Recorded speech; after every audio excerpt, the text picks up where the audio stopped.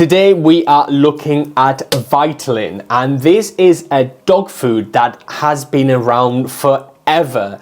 It is really one of the OGs of the pet food industry here in the UK. They have been around for donkey's years, as we say here, and they have a wide array of different foods that tend to cater to different dogs and sizes and breeds and all that sort of stuff. But on this channel, what we want to know is whether this food is good, bad or mediocre.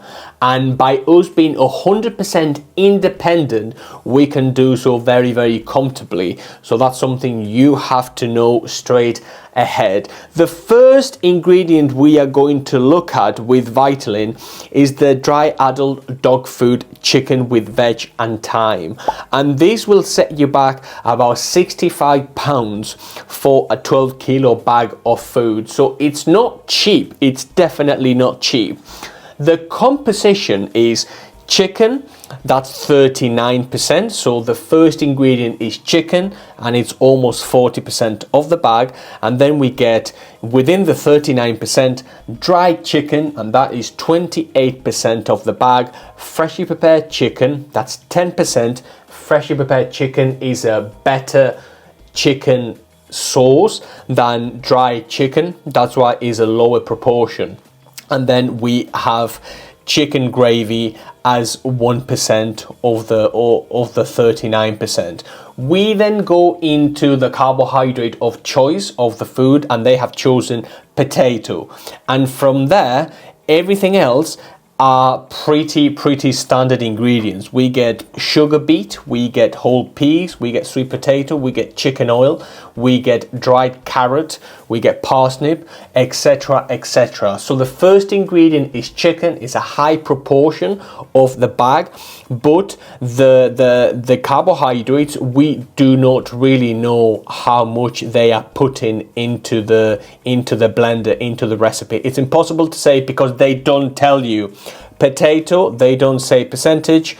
Whole peas, they say 5%. Sweet potato, they do not tell you the percentage, and that's not something I am cool with, especially when you are paying something close to £65 for a bag of dog food. The second recipe I am going to look at is the lamb and mint, and this again will set you back £65 for 12 kilos of dog food.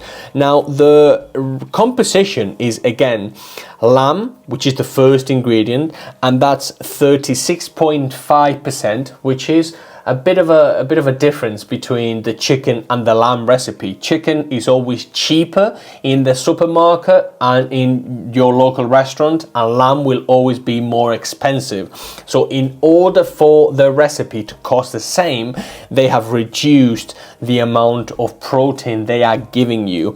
And so the dry lamb is 25%, freshly prepared lamb is 10%, and lamb gravy is 1.5%. And then we go into the potato, sweet potato, rapeseed oil, whole peas, sugar beet, dried carrots, potato protein. Potato protein, very, very interesting potato protein. Why is potato protein interesting? Well, it's interesting because if you have a dog food that lacks the protein coming from animal fat that would be potentially acceptable to the consumer, maybe using a very cheap form of protein such as potato protein could be the answer to your question. And so by that you are cutting cost, you are improving the amount of protein you put on the bag, and you hope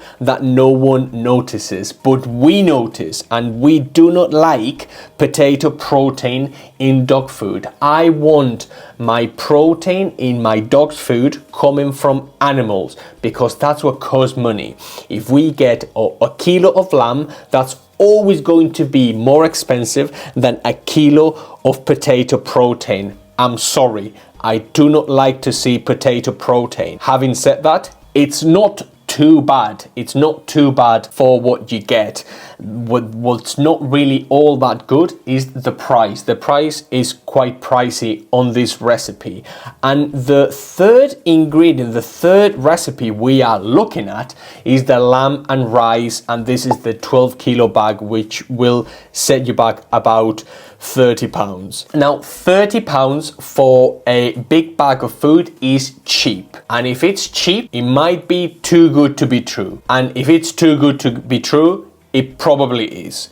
Having said that, the composition is lamb meat meal, and that's 26%.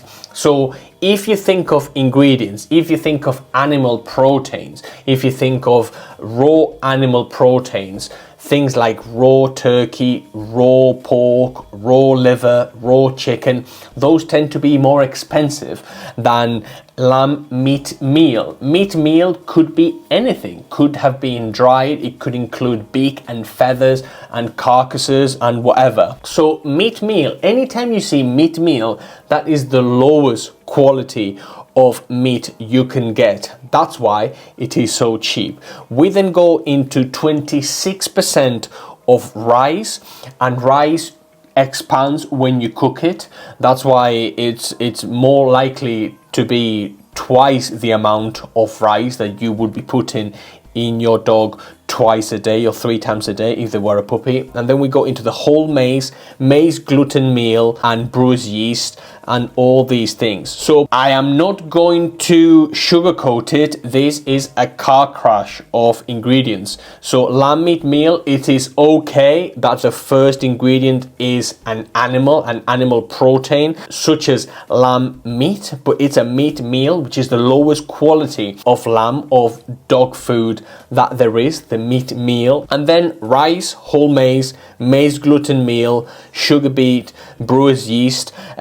These ingredients aren't good. Rice, whole maize, and maize gluten meal, those are pretty bad for your dog, and you are really feeding at least half the bag in filler coming from rice, from whole maize, from maize gluten meal. Now, the one thing to note with Vitalin is that they have been around forever, and so it seems like they have not moved forward with the times. The ingredients they use, albeit some of the higher ones tend to be okay, they are pretty expensive for what they are. And in the case of the recipes with rice, they put a hell of a lot of rice, which is not an ingredient which is biologically appropriate. With Vitalin, as with a lot of other manufacturers, look out for your potato protein and for your proteins to only be coming from animals, and things like chicken protein and lamb protein and sardine protein, and those proteins contain the vital amino acids that your dog needs, and those are the building blocks of your dog.